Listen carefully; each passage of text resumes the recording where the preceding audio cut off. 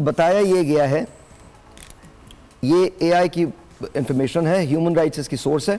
70 से 80% खवातीन physical experience, emotional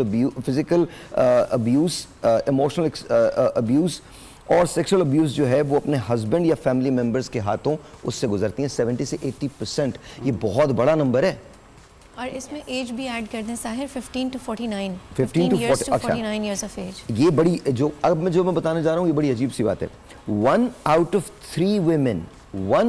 3 women physical violence का शिकार होती हैं।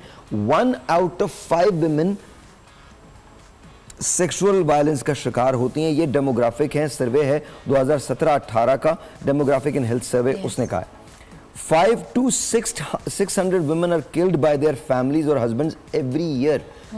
500 से 600 खवातीन मार दी जाती हैं। Pakistan institute of development economics उनका ये बताया गया है। ठीक है जी। अच्छा, इसके जो रीजंस होते हैं वो हम आपसे पूछेंगे। इसके बाद मैंने कहा मैं जरा देखूं मर्दों का क्या होता है।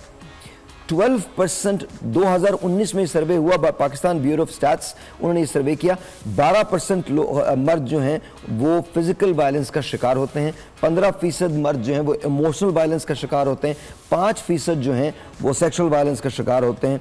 बहुत सारे स्टिग्मास इससे अटैच हैं, लेकिन ये हमारे स्टैट्स हैं। ये बहुत अंडर रिपोर्टेड है साहिर, ये बहुत अंडर रिपोर्टेड है।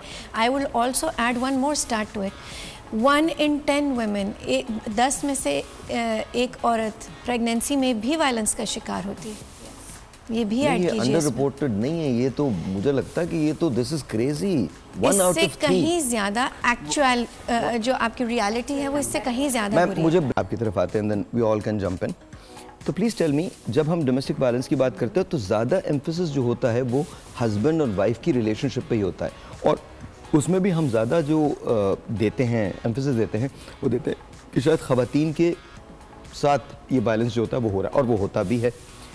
इसकी मुझे वजूहात बताइए, ख़वातीन इसमें कितना पार्ट प्ले करती हैं और मर्द कितना पार्ट प्ले करते हैं? ओके, सो लाइक हमने शुरू में बात की थी कि कोई भी इसका शिकार हो सकता है, और अगर हम वजूहात की बात करें तो जैसे साइकोलॉजिकल और सोशल फैक्टर्स की हम बात कर रहे थे, तो उसमें हमने ये डिस्कस किया कि पावर और कंट्रोल का काफ़ी ज़्यादा इम्बैलेंस होता है। तो एक इंसान जो आपसे कोई एक चीज़ करवाना चाह रहा है, अपनी बात मनवाना चाह रहा है, और आप उस तरीके से नहीं रिस्पॉन्ड करें, फॉर एग्जांपल, या फोर्स आपके ऊपर असर्ट कर रहा है और आप फोर्सफुली जो है वो नहीं करना चाह रहे कोई चीज़, तो it can escalate to violence, and sometimes the person is complaining और फिर भी वायलेंस है। तो आप कंट्रोल और पावर का एक तो इशू है, और दूसरा जब भी मैं कहती हूँ कि वैसे तो हर कपल के हर डिसीजन में सबकी इन्वॉल्वमेंट होती है, लेकिन डोमेस्टिक वायलेंस में कहा जाता है कि ये पर्सनल मामला है।